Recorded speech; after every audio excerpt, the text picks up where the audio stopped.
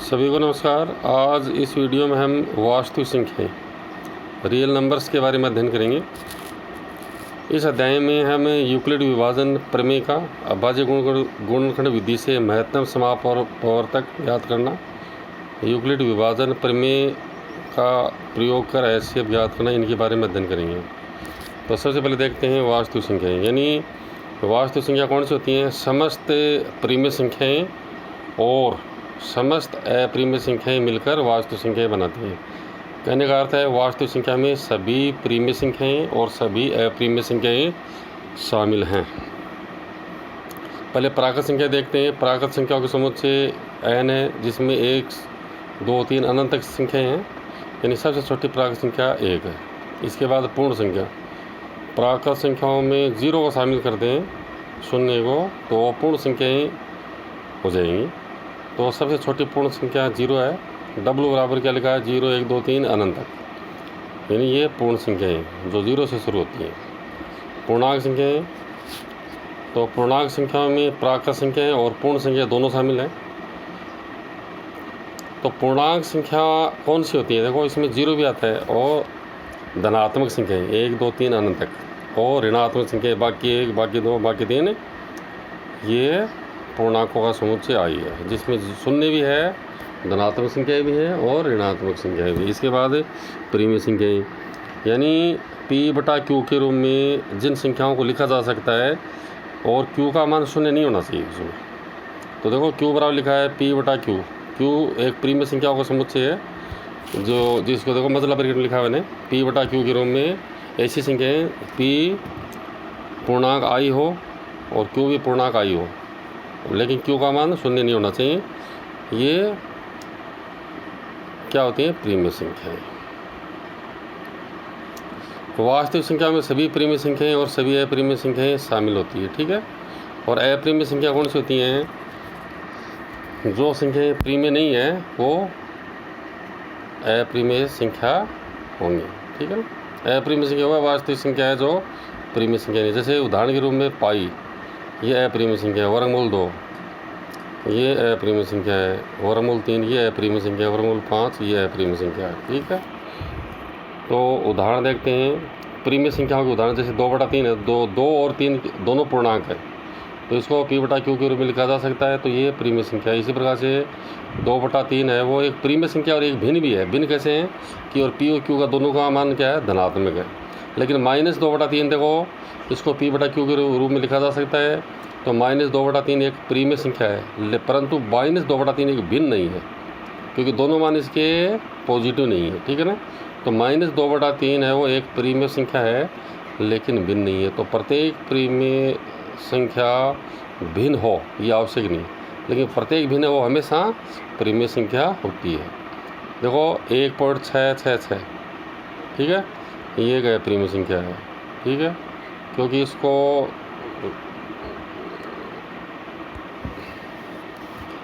ये 1.6 है, एक ये गलत लिखा गया, ये परिमेय संख्या है। मैं दोबारा क्लियर कर रहा हूँ। 1.666 ये अनंत तक है, तो इसको वापस P/Q के रूप में लिखा जा सकता है, इसलिए यह एक परिमेय संख्या है।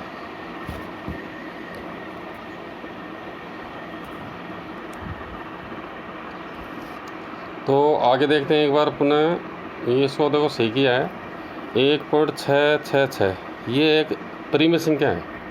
तो परिमेय संख्या कैसे है कि ये देखो x बराबर 1.666, इसको देखो ध्यान से समझना आप। इसको वापस P/Q के रूप में बदलेंगे, तो इसमें 10 से गुणा कर दें तो 10x ये 16.66 हो जाएगा ना। तो 10x में से 1x घटाएंगे तो 9x बराबर ये इधर 15 बचेगा। तो 9x बराबर 15, तो x का मान 15/9 यानी 5/3 आएगा। तो 5 में वापस 3 का भाग देंगे तो ये आएगा 1.66, ठीक है।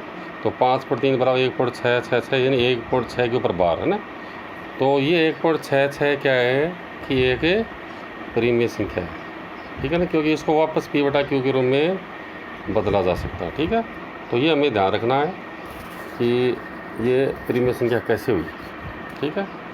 तो परिमेय संख्या में या तो उसका जो दशमलव प्रसार है वो शांत होगा, ठीक है, या फिर परिमेय संख्या का जो लिखी हुई है वो P बटा Q के रूप में लिखी हुई मिलेगी, या फिर उसका जो निरूपण है या उसका जो दशमलव प्रसार है वो कैसा होगा, अशांत भी हो सकता है। लेकिन अशांत होगा तो उसमें जो दशमलव के बाद जो संख्या है वो आवर्ती होंगी, जैसे इसमें आवर्ती हो रही है, 6 की आवर्ती हो रही है, ठीक है। तो ये हमें ध्यान रखना है। 1.5 देखो 15 बटा 10 लिखा है, P बटा Q 15, P का मान 15, Q का मान 10, तो 1.5 भी एक परिमेय संख्या है। बाकी 4 तो बाकी 4 बटा 1 है, P बटा Q के रूप में लिखा जा सकता है, तो ये परिमेय संख्या है। लेकिन ये जो संख्या लिखी है देखो वर्गमूल 2, इस वर्गमूल 2 को समझो कि वर्गमूल 2 कौन सी संख्या है, ठीक है। मैंने लिखा नहीं है कौन संख्या है, हमें पता करना है कि एक वर्गमूल 2 कौन सी संख्या है। तो 1.41 42 135 है, ये अशांत दशमलव, ठीक है ना। लेकिन इसमें जो दशमलव के बाद संख्या है वो रिपीट नहीं हो रही है, अनावर्ती हैं, ठीक है। तो अप्रिमेय संख्याओं में जो उसका दशमलव प्रसार होता है वो अशांत अनावर्ती होता है, आवर्ती नहीं होता, अनावर्ती होता है वो। तो वर्गमूल 3 भी अप्रिमेय संख्या, लेकिन 22/7 है वो परिमेय संख्या है, ठीक है। तो इसको मैं आपको दिखाना चाहूँगा कि 22/7 परिमेय संख्या, ये इसका ये मान आ रहा है देखो। तो इसको देखो, अभी देखते हैं इसको।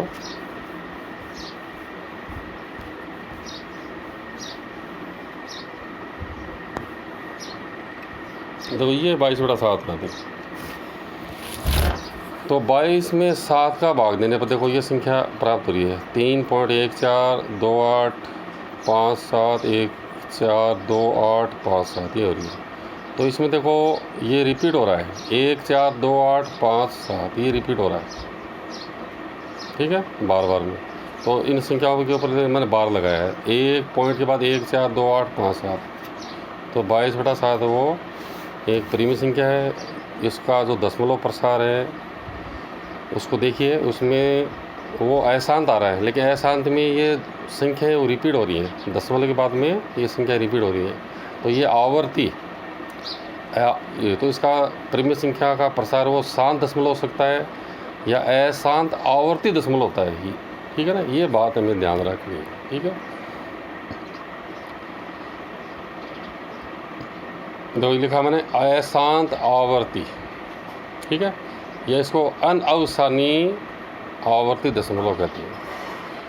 तो ये देखो 22/7 को मैंने दिखाया है कि भाग देकर अपन इसको इसका दशमलव प्रसार कर सकते हैं, और इसको तो वापस देखो बदलेंगे, इसको देखो, ये देखो। तो ये इसको मैंने लिखा है, इसमें दशमलव के बाद में देखो कितने अक्षर, 1 2 3 4 5 6 अक्षर रिपीट हो रहे हैं। तो एक क्या कि 6 जीरो लगाए अपन, तो ये हो गया 1 2 सैकड़ों हज़ार 10 लाख से गुणा कर दें इसको दोनों पक्षों को, तो 10 लाख अक्स हो गया।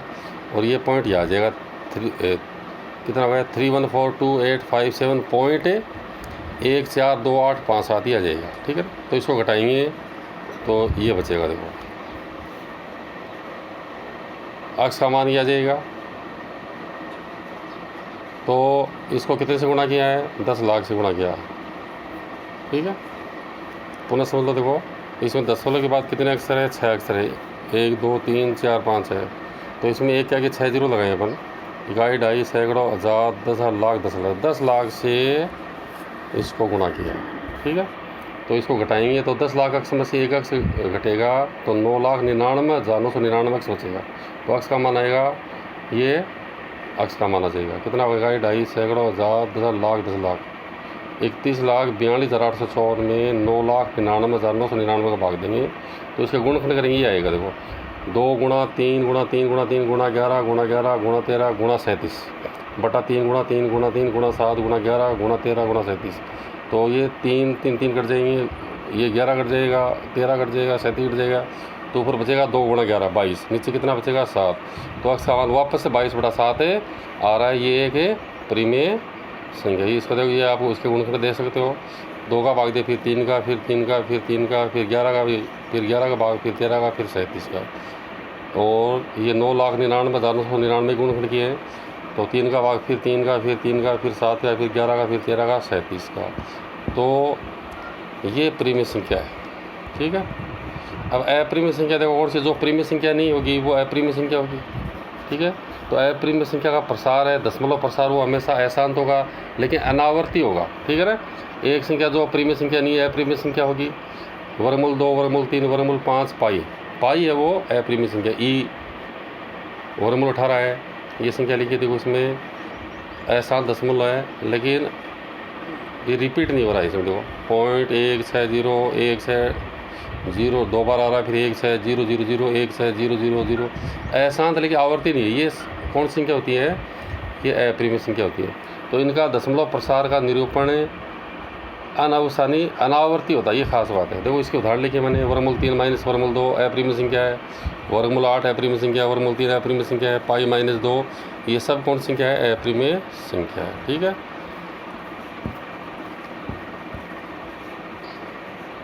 तो परिमेय संख्या देखो, इसमें एक परिमेय संख्या का दशमलव प्रसार या तो शांत होता है या अनवसानी आवर्ती, यानी आवर्ती। अशांत होगा तो आवर्ती होगा। 5/16 है, इसको बदला है, या तो भाग देकर आप इसको दशमलव प्रसार कीजिए, 0.3125 आया। या दूसरा तरीका इसमें देखो, ऊपर मैंने 625 से गुणा किया, नीचे भी 625 से गुणा किया है। इसका फ़ायदा क्या हुआ कि नीचे 10,000 हो गया गुणा करने पर, 16 को 625 से गुणा करने पर 10,000 हो गया। तो ऊपर 3125 में 10,000 का भाग देना आसान है, 0.3125, ठीक है। इसी प्रकार देखो 0.666, इसको 2/3 लिख सकते हैं, तो ये परिमेय संख्या है। 2/3 भी परिमेय संख्या है, 0.666 ये परिमेय संख्या है, 0.375 ये भी परिमेय संख्या है। तो इसको चेंज करेंगे तो ये 3/18 है, ठीक है। तो जैसे 5/16 बराबर 0.3125 आए, तो ये दोनों परिमेय संख्या है। 5/16 भी परिमेय संख्या है, ये भी परिमेय संख्या है। तो मैं समझता हूँ कि परिमेय संख्या है, परिमेय संख्याओं के बारे में हम जान चुके हैं। आगे चलते हैं।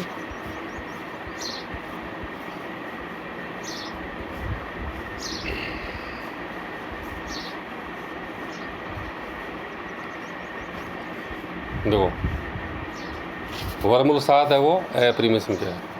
तो इसका प्रसार इसका 7 का वर्गमूल निकालेंगे तो ये संख्या प्राप्त होगी, लेकिन इसमें अशांत दशमलव प्राप्त होगा। हमें आगे से आगे इसका मान निकलता रहेगा, लेकिन इसमें रिपीट नहीं होगा। दशमलव के बाद संख्या रिपीट नहीं होंगी, ठीक है ना, जैसे परिमेय संख्या में होती है। परिमेय संख्याओं का जो दशमलव प्रसार करते हैं उसमें होता है, वैसा इसमें नहीं होगा। तो वर्गमूल 5 भी अप्रिमेय संख्या है, वर्गमूल 11 भी अप्रिमेय संख्या है, वर्गमूल 13 भी अप्रिमेय संख्या है।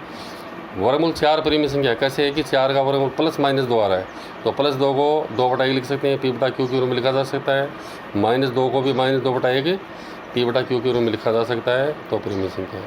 अब यूक्लिड विभाजन प्रमेय क्या है, ये देखो यूक्लिड विभाजन प्रमेय ये है, A बराबर BQ + R, R का मान 0 से बड़ा होगा या 0 के बराबर या B से छोटा। देखो इसको समझे, भाज्य बराबर भाज्य गुणा भागफल प्लस शेषफल।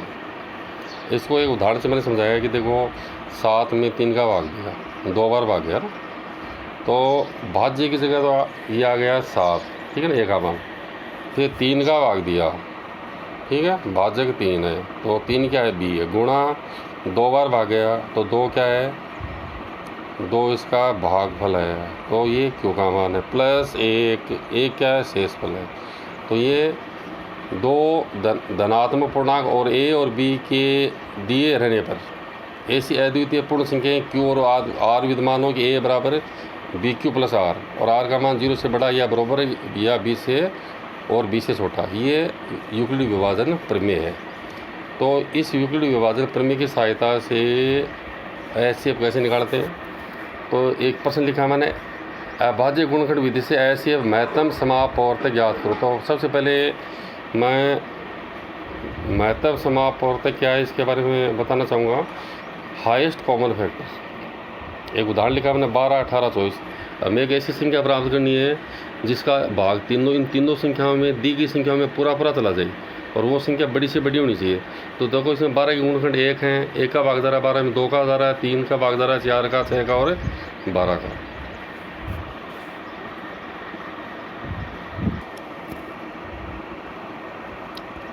चलो आगे देखते हैं इसको। अभाज्य गुणनखंड विधि से HCF महत्तम समापवर्तक ज्ञात करना। देखो मैं बता रहा था कि सबसे पहले HCF की अवधारणा को समझते हैं। ये एक प्रश्न लिखा है कि 12, 18, 24 है। तो जैसे 12 के गुणनखंड देखें तो 12 में 1 का भागीदार है, 2 का भागीदार है, 3 का, 4 का, 6 का और 12 का। 18 में 1 का भागीदार है, 2 का भाग, 3 का, 6 का, 9 का, 18 का। 24 में 1 का भाग, 2 का, 3 का, 4 का भी भाग जा रहा है, फिर 6 का भाग जाएगा, फिर 8 का, फिर 12 का, फिर 24 का। तो 12 के गुणखंड लिख दिए थे, 18 के गुणखंड लिखे, 24 के। अब तीनों में देखो जो गुणखंड कॉमन आ रही है, 1 आ रहा है, 2 आ रहा है, 3 आ रहा है और 6 आ रहा है। यानी 1 का भाग भी तीनों संख्या में जा रहा है पूरा पूरा, 2 का भाग भी तीनों संख्या में पूरा पूरा भाग जा रहा है, 3 का भाग भी 12, 18, 24 में जा रहा है, 6 का भाग भी 12, 18, 24 में जा रहा है। अब इसमें से ऐसे किसको माने, समस्या ये है। तो सबसे बड़ी संख्या इसमें कौन सी है? 6, ठीक है ना, ये हाईएस्ट हो गई, ठीक है। और ओवेलिस्ट इसमें तीनों में ओवेलिस्ट है, तो ये हाईएस्ट कॉमन फैक्टर हो गया गुणखंड। तो 6 बड़ी से बड़ी संख्या है जिसका भाग तीनों संख्या में पूरा पूरा जा रहा है।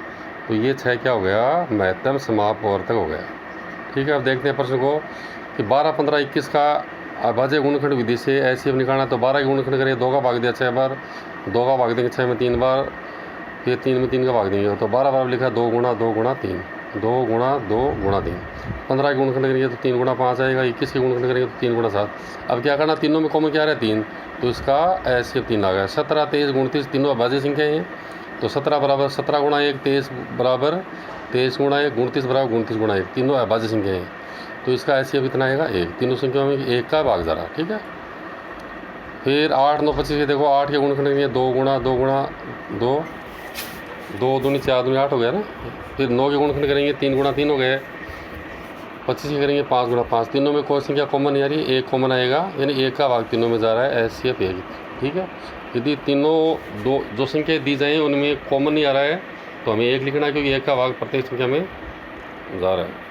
135, 225 देखो, 135 में 3 का भाग देंगे, 45 बार 3 का भाग देंगे, 15 बार 3 का भाग 15 देंगे, 5 बार 5 का भाग देंगे, 5 में 1 बार। 135 बराबर हो गया 3 गुणा 3 गुणा 3 गुणा 5। 225 बराबर हो गया 3 गुणा 3 गुणा 5 गुणा 5। तो दोनों में 3 गुणा 3 कॉमन आ रहा है, तो 9, इसका आंसर 9 आएगा HCF। अब देखो क्वेश्चन है, अभी जो किया है उसको अभाज्य गुणखंड विधि से ऐसे निकाला है, यानी महत्तम समापवर्तक ज्ञात किया है। तो इस चैप्टर में हमें यूक्लिड विभाजन एल्गोरिथम का प्रयोग करके ऐसे निकालेंगे। एक प्रश्न है 135 और 225। तो देखो इसको समझते हैं। आपको ये प्रक्रिया तब तक जारी रखनी है जब तक शेषफल 0 नहीं आ जाए। 225 बड़ी संख्या 225 है, उसमें 135 का भाग दे रहे हैं।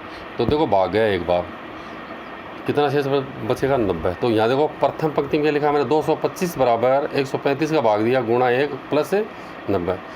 तो 135 का, तो ये तो भाजक हो गया, गुणा भागफल 1 प्लस शेषफल 90। फिर प्रक्रिया को आगे बढ़ाएंगे, फिर 90 का भाग फिर 135 में देंगे। देखो तो 90 का भाग इसमें एक बार जाएगा, 45 शेषफल बचेगा। तो इसको क्या लिखेंगे? नंबर 2 लाइन में देखो आप, 135 बराबर 90 का भाग दिया गुणा 1, एक बार भाग गया प्लस 45, ठीक।